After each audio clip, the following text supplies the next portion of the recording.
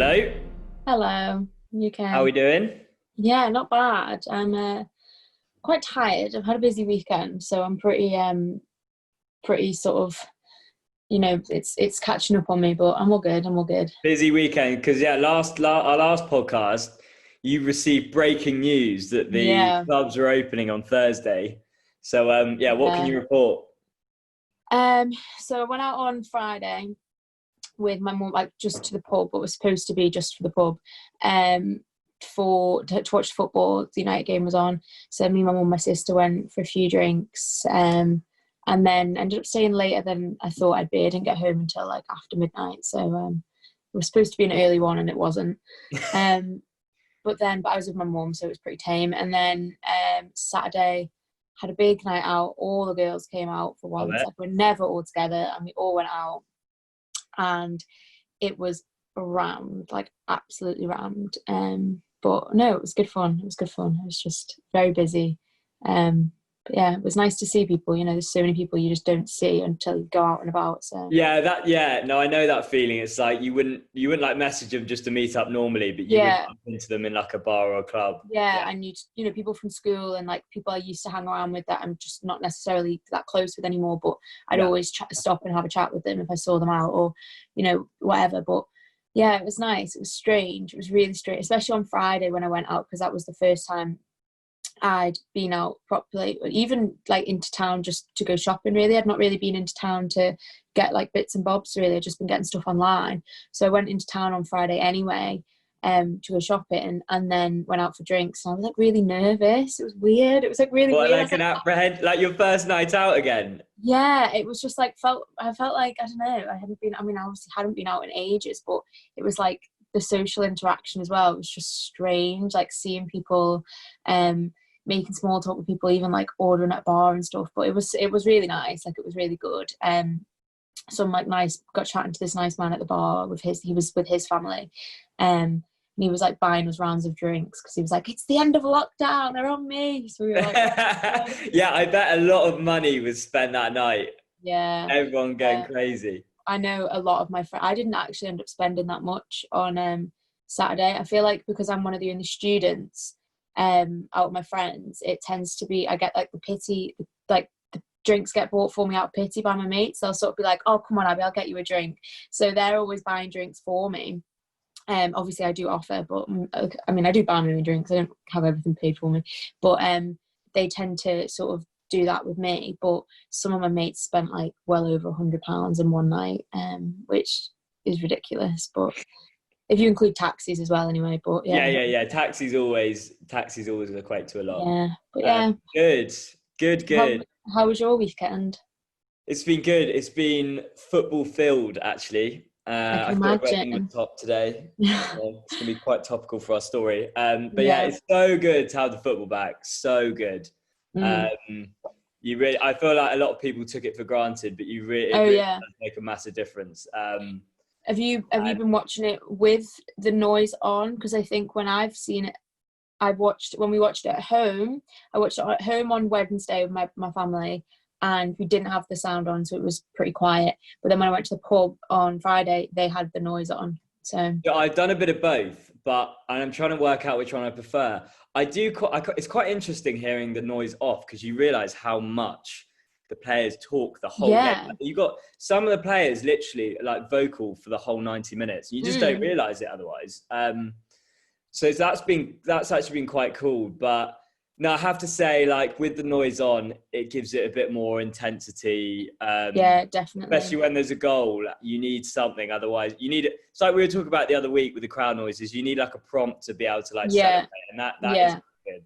Um, yeah, enjoy Yeah, it. well, I sort of forgot that they weren't on Friday. I sort of was listening because obviously it's in a pub and you have the Yeah, commentary around you, and I remember I was like sort of stood there and I was like, oh wait, there's nobody in the crowd. I was thinking I can hear it, and then I twigged and I said to my mum, I was like, oh, you can hear the thing? Like she was like, yeah, no, funny, isn't it? But yeah, it is mad how when you listen to it without the crowd noises, how much, as you said, like how much noise they do make and how much they do interact with each other. And you could hear them yeah. swear as well. You could hear them swearing when, And so no, yeah, definitely. I think also just during the game as well, I've noticed it can get really flat quite quickly. Whereas I think if you have like the crowd in there for the players, it can really like drive them on at points. Whereas some games have been really quite flat. So I think that the crowd's definitely being missed, but has been, it's not perfect, but it's better than nothing. So I think a lot of people like myself glad to have it back. Yeah, definitely. But talking of football, that leads us on to the story this week. Yeah. Massive one, actually. This is probably one of the biggest we've done. And it's about the Man United and England striker, Marcus Rashford. And his campaign has made the government do a U-turn. And this week, the government announced the COVID Summer Food Fund. And that will feed disadvantaged children from disadvantaged backgrounds over the summer holidays. So basically, families whose children are eligible for free school meals, so when they would be at school, they'd get free school meals, they'll be given a £15 a week food voucher. Each child will get this. And that will last over the entire 6-week summer holiday period, costing the government about £120 million. And so the scheme itself was actually set up at the start of lockdown. And obviously with schools being closed, this enabled disadvantaged children to still be able to access their meals whilst they're staying at home. But so the announcement this week is for that to actually be extended over the summer holiday. Over the summer, yeah. So it'd been going for a while, but it was going to be cut off at the end of July. And the campaigning from Marcus Rashford has meant that has now been extended for the entire summer break, which is really, really good news. How does it work? So basically the government provide funding, 120 million in this case. And that means that the schools can provide vouchers to families who need it, and they will get this electronically or via a gift card system if internet access is a problem. Yeah. And this means that they can spend money these vouchers can then be used at a range of supermarkets, so Sainsbury's, Morrison's, all the big ones. Yeah. And it's absolutely vital for, especially in the current climate where families are struggling. And this will feed. The scheme covers 1.3 million children. Yeah, that's huge. Which is absolutely massive. So it means that children won't be going hungry, which is actually just such great news. And as I said, the scheme was due to end in July, but has now been extended thanks to Rashford's campaigning work. So, I don't know if I can't think of many examples where a sportsman, celebrity type figure has had so much influence over government policy and is able to change. Yeah, and I think as well with this campaign, the turnaround was so quick as well. He sort of, as you'll mention in a minute, he did this sort of open letter, and within such a short space of time, I think it was like just over a day. It was like 24 hours, yeah. Yeah. The government made this U-turn, and I remember I was sat in the hairdressers when you sat in the hairdressers, just scrolling through your phone, like that's all you do. And I got the BBC News notification. And I was like, oh my God, this has happened so fast. Like, this is really big news, like really big. I don't think anybody was expecting the government to sort of listen. I mean, hopefully they would have listened to it, but not necessarily make the changes so soon after this sort of campaign started. But obviously they did, and it's major. It's really big news, really. Yeah, no, you're right. I mean, being able to have such a massive impact. I mean, his campaigns, as I'll talk about later on, he's been doing loads of good work related to food poverty already. Yeah. But this specific campaign only really started on, say, June the 10th. He put a tweet out, and then it was June the 16th where the decision was actually made to turn it around. Mm-hmm. Some people would actually say that government quite slow and they should have responded quicker. But then you're saying it was that letter, as soon as the letter goes to the MPs, it just goes to a whole new level. So just really, really great work. I was talking about that tweet. So on June the 10th, he sent out a tweet saying, anybody know who I can talk to about the government food voucher scheme? So that's when this specific campaign really got going. Yeah. He then did he's done an interview on the BBC, and I think I'm gonna draw it up. But he's talking about his own personal experience growing up Yeah, I remember seeing this actually. Yeah, these really, really, really fascinating interview. I'm just going to get it up here. So, hang on, could I get this out of the way? Right. So this is him talking to the BBC about his upbringing. How difficult were things for you as a kid when you needed free school meals? Yeah, well, you know, my mum was a single parent. She's got 5 kids that was all living in the same house. And that moment was the most difficult moment. And not only, so she's working very hard to put food on the table, and then it's the stress on the shoulders that affected her after we've ate our dinner. Because she knows she's worrying about the situation. She's trying to go to sleep, but she can't because she's so worried. And then the next day, 8 o'clock, she gets up, gets on the bus and starts the day again. And this was every single day on her to try and feed five kids. And, you know, she was part of programs like that, you know, like food vouchers and stuff like that. And they used to help her along the way of trying to help take care of her family. And, you know, once I think my eldest sister, my eldest brother moved out, I seen it got a little bit easier on her. She started doing, you know, things that would be considered normal things again, like maybe going to her friends' houses and stuff like that. But before that, she'd never do anything. She was literally working, trying to sleep, and that was sort of her routine. Yeah, so I think that's been one of the such a massive reason why the campaign's been so successful. Yeah. Sorry if I can stop sharing now. It's because someone as high profile as him, someone as so successful as him is able to really relate. It's the relatability, I think, as well, as, you know, it's not just something that he's passionate about from a distance. It's something he has genuinely been through and lived through, and he's, you know, seen firsthand the benefits of these types of programs as well. You know, without these programs, he wouldn't have really survived. Like he was saying, I read somewhere else that or might have even been in his open letter, which you'll talk about in a minute, but he'd said about how like his friends' parents would invite him round for tea to sort of make sure that he, you know, because his friends' parents must have been aware that, you know, they struggled a little bit, and they'd invite him round for tea to sort of, you know, make sure he was eating and stuff like that. You know, it sort of helps the you know, that he's been through this experience himself, because he can really relate to it and, you know, discuss it. Yeah, exactly. And I think also his age has been a big reason. Like, this isn't something he's gone through, I don't know, 20, 30, 40 years. Yeah.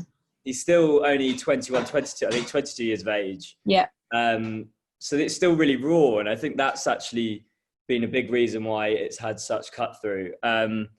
But yeah, I mean, I'll go on to the open letter now he wrote to MPs. But what we've just been talking about there, I think also comes out in this letter. He talks about, as a black man from a low-income family in Wythenshawe, Manchester, I could have just been another statistic. Instead, due to the selfless actions of my mum, my family, my neighbours and my coaches, the only stats I'm associated with are goals, appearances and caps, which I think is a brilliant, a really powerful message, actually. Yeah. Being able to relate it to his upbringing, but then also switching it and turning the focus on his success because of the support he's had. Yeah. Just, I think really powerful. And then other things from the open letter that he wrote to MPs, calling on MPs, he says, this is not about politics, this is about humanity, looking at ourselves in the mirror and feeling like we did everything we could to protect those who can't, for whatever reason, or whatever circumstances, protect themselves. Political affiliations aside, can we all not agree that no child should be going to bed hungry? He continues towards the end of the letter. The government has taken a whatever it takes approach to the economy. I'm asking you today to extend the same thinking to protecting all vulnerable children across England. I encourage you to hear their pleas and find your humanity. Please reconsider your decision to cancel the food voucher scheme over the summer holiday period and guarantee the extension. And yeah, I mean, and I think what struck me, actually, I was reading the letter this morning, and I think sometimes when celebrities or footballers or whoever do these campaigns, you sort of think maybe, I don't know, there's a bit of self-interest in there. Yeah. Like to make, or agents gone onto them to make themselves look good. I think, again, another reason why this has been so successful is because there's absolutely none of that. He clearly, you can tell in the letter that he's talking from a position of real knowledge, and real experience, and it really matters to him. He really wants to make a change. It's not some kind of campaign to make himself look better. It really, no, he's this is something he's seriously passionate about, and he knows the benefits of having these schemes in place. So he's just clearly very passionate about it, and his experience obviously helps that as well. But yeah, for sure. Yeah. Quickly, just to mention his other campaigning work that he's been doing. So teaming up at the start of the lockdown period with a food charity called Fair Share. And they basically they've been feeding vulnerable people during the crisis. And he actually tweeted yesterday that as it currently stands, the charity is providing 3.7 million meals per week, which is an incredible number. And Rashford himself has raised 20 million since working with Fair Share, smashing his initial record back in April of raising £100,000 and feeding 400,000 children. So he's gone way beyond even his expectations. So he's been nicknamed the sort of hero of lockdown. I think it is merited. Yeah, for sure. Definitely. But yeah, I mean, what did you... I personally just felt really... just a feeling of real sort of pride that a football... Because footballers always get bad names. Yeah.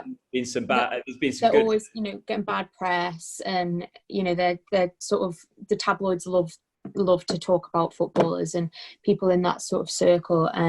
So I'm the same. It was like, it was something to be really proud of. I mean, as United fans, I suppose, as well, it's like even more so, like, he's ours. Yeah, and also there's no reason, like, he'll now be liked by like every fan now. Do you know what I mean? He's one of those players that, everyone just loves. Yeah, so I've seen, like, I've got, because being from the Isle of Man, people either support Liverpool, United or City, like, because they're sort of the nearest teams. And so many of my people that I follow on social media, on Twitter and on Instagram, huge Liverpool fans. But I was seeing, all these tweets and retweets from people who I know are really big Liverpool fans. So for me, I was like, oh, I love that. He's making people, everybody supports him now, sort of thing. They think it's great. And I think from that perspective as well, it's quite nice.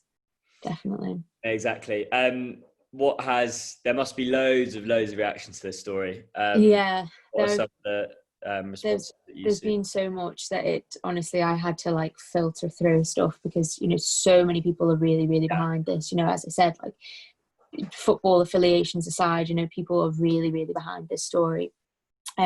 You saying before about Prime Minister Marcus Rashford, I've seen a tweet from Liam Young on Twitter saying Prime Minister Marcus Rashford has announced that children across the country will be fed this summer. So that sort of fits in with what you said. And I saw that tweet within minutes of I actually screenshotted it before I knew we were covering the story. I'd screenshotted it because I thought it was a good comment. But in response to the news itself, Rashford, he tweeted saying, I don't even know what to say, just look at what we can do when we come together. This is England in 2020.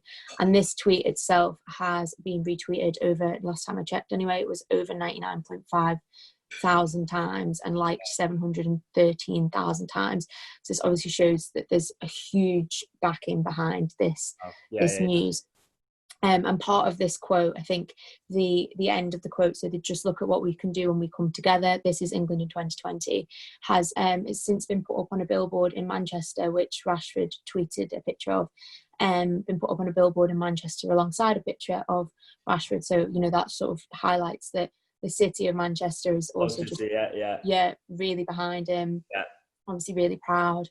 And then a few minutes after he'd made this original tweet, he posted a screenshot of like a longer message, on his notes, and He captioned this, to all MPs. So he was addressing, all MPs that sort of helped pass this UTurn. And he explained that this was never about politics. This was a cry out for help from vulnerable parents all over the country. And I simply provided a platform for their voices to be heard.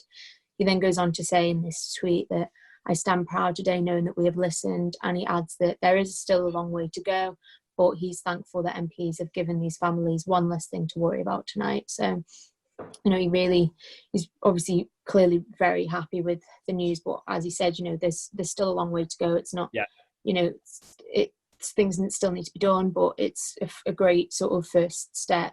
And then Sharon Hodgson, so she's the Labour MP and the Shadow Minister for Veterans, I believe. She replied to this first tweet saying that she wrote, "Wow, in just over 24 hours, your intervention has achieved what some of us, myself included, have been trying to do for years, getting holiday food and support for vulnerable kids. This is how you give and use your power. You help 1.3 million kids today, Marcus." So, we've got MPs really, behind it. And, it is, as she said, this is how you give and use your power, and that's sort of exactly what he's done. He's used his voice and his platform to just really drive this message through, and obviously this change has been made, which is just great. And as I said before, the campaign has shown that it's just not about football affiliation. All people of all teams and all sort of political parties really have seen. Not all, but a lot of people are really behind him. He's had support from rival teams as well as his own. So we saw that Manchester United's official Twitter, they posted a picture of Rashford with the caption, "A hero and inspiration, one of our own. We are so proud of you," at Marcus Rashford. And Manchester City's official Twitter account then quoted this tweet by saying, "Fantastic work at Marcus Rashford, making Manchester proud." As we said, it's City, all over. Yeah, all over. And the national I don't know about that actually. I've not actually checked, to be perfectly honest. But the National Education Union also responded to this. So Kevin Courtney, who is the Joint General Secretary of the NEU, said that after a great deal of public pressure, the government has finally recognised the importance of ensuring that children do not go hungry during this time of unprecedented pandemic. The NEU congratulates Marcus Rashford for the stand he has taken. There should never have been hesitation on the part of the government. For too many children and young people, hunger is an all too familiar part of their daily life. It is now time for government to act upon the need to end child poverty, not just for the period of a pandemic, but for all time. Yeah. So that sort of links to what Rashford said in one of his tweets about how, this isn't, the more still needs to be done, and this is just a first step. But, it's important that the government recognise this. It's not, a pandemic aside, that this is, child poverty is something that really, really needs to be tackled, and it's a really important issue. That's the thing. I think that I was looking today at some stats on food poverty in the UK, and they're, clearly a big problem. A report published by the Environmental Audit Committee. The chair of that committee was quoted in saying, "We found that nearly 1 in 5 children under 15 are living in a food insecure home." And she also goes on to say that there's evidence of levels of hunger in Britain are some of the highest across Europe.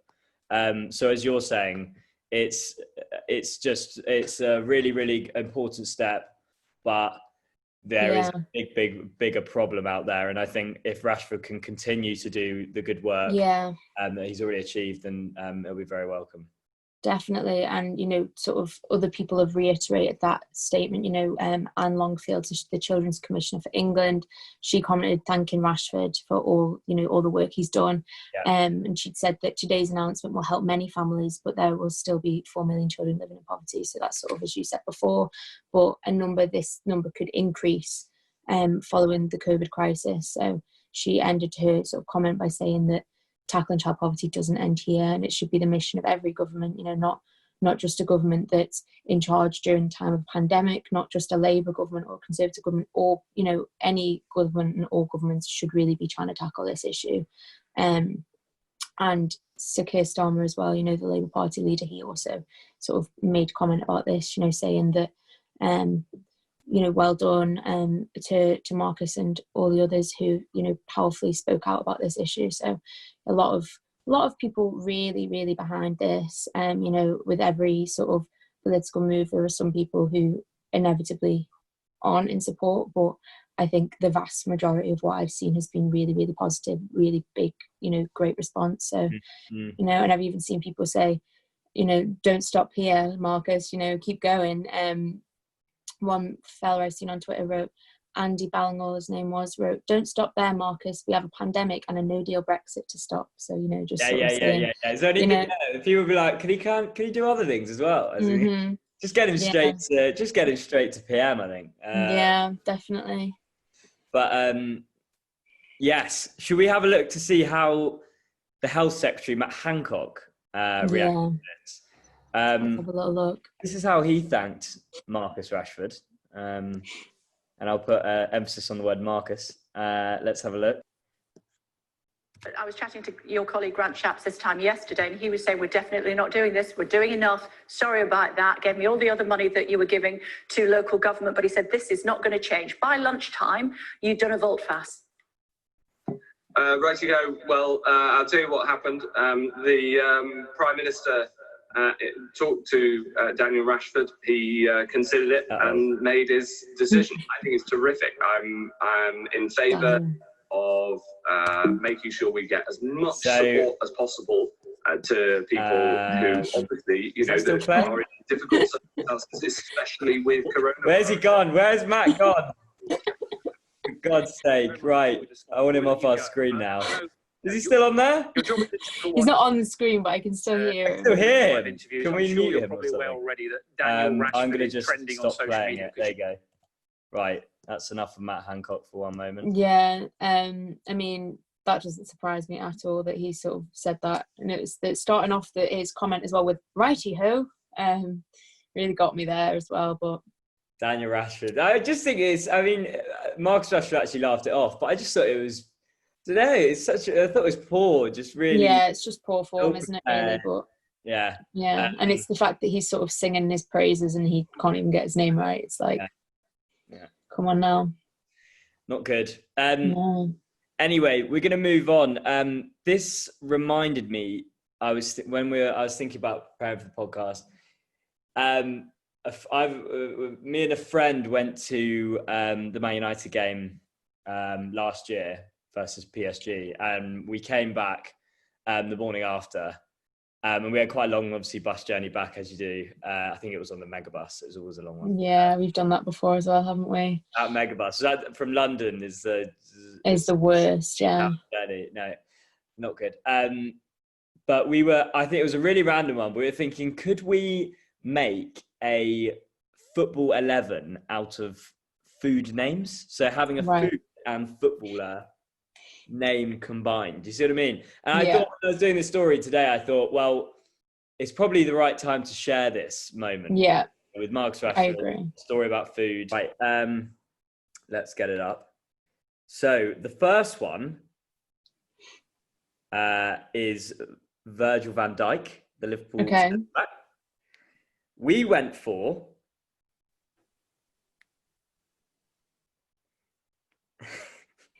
I'll be bad. Virgil Coco van Dijk. Right. Coco van? You know, like a coco van. I know what a coco van is. Coco van Dijk. So that's Virgil van Dijk's. Okay. Trying to see where this is going. Okay. I'm going to rate them. So what I'm going to do is I'm going to put them in my favourite order. Yeah, that's exactly it. So Virgil Coco van Dijk's the first one. You basically need to rank these in terms of preference. Okay, next one is Deli Ali. Okay. And we went for Pork Belly Ali. Okay, I like that one. Like that? Yeah. Pork Belly Ali. We went for that. Okay, I like that. That one's a good one. Moving on to England goalkeeper Jordan Pickford. And we went for Jordan Pickleford. That one a bit less creative, but I think it still works. Yeah, it still works. Still good. Then, on the theme of Marcus Rashford, we also thought how we could twist his name. So we went for, I can't even read it out. It's just so ridiculous. We went for Marcus Bangers and Mashford. I like that one though. It's very northern. I like that one. Also a left back called Aaron Cresswell. Can you guess where this one's going? I don't know. You'll have to tell me. So, Aaron Cresswell, Aaron Water Cresswell. Right. Yeah, I did think the crest would come into it. I like that one as well. Water Cresswell.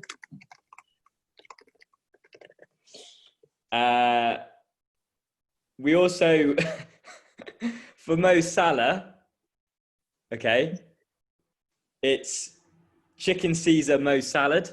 Okay. Okay. I'll wrap it up because I'm sure everyone's heard enough of these now. But they were quite good fun. For Ander Herrera, PSG centre midfielder, we went, this is a dessert option. I think that was another part of it. We were like, well, we need to cover all, starters. Like starters, mains, desserts. Okay. So we went for Ander Herrera Rocher. Oh. Okay. Ander Herrera Rocher. So yeah, come back. What do you think's your favourite? Right. So my favourite, I think, is either the Bangers and Mashford. I really like that one, or the Pork Belly Alley. I think they're two of my favourites. Pork Belly Alley, yeah. I think the Pork Belly Alley was our favourite as well at the time. Yeah, I quite like that. Very creative. I feel like your brain works in that way, though. You can do things like that. If you gave me names and told me to think of foods related to it, I'd just be like, what? I'd be I was thinking of doing that. Just, instead of the quiz, be like, right, you've got 30 seconds. Deli Alley food name, go. What, like when you made me make animal noises? Animal noises one, yeah. We did a podcast. No, that was actually on the student radio show. Yeah. One of the first episodes we did.